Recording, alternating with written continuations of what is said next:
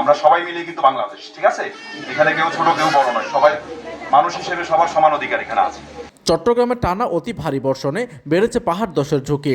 জানমালের ক্ষতি এড়াতে আকবর্ষ থানাধীন ফিরোজ শাহ কলোনি সরকারি প্রাথমিক বিদ্যালয় আশ্রয় কেন্দ্রে ঠাঁই নিয়েছেন স্থানীয় বাসিন্দারা।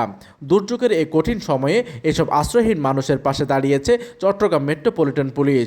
সিএমপি কমিশনার হাসান মোহাম্মদ শওকত আলীর পক্ষে আশ্রয় নেওয়া 95টি পরিবারের মাঝে বিতরণ করা হয়েছে খাদ্য সামগ্রী।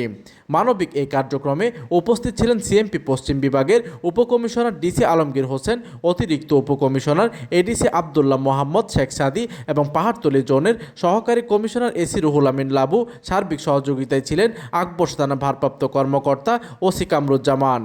পুলিশ প্রশাসনের পাশাপাশি এই কার্যক্রমে একাত্মতা প্রকাশ করেন স্থানীয় রাজনৈতিক নেতৃবৃন্দ।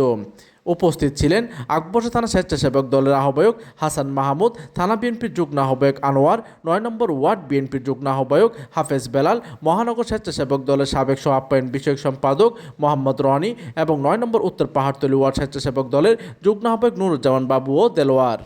দুর্যোগের এই মুহূর্তে সিএমপির এমন মানবিক উদ্যোগ সাধারণ মানুষের মাঝে জুগিয়েছে সাহস আর স্বস্তি।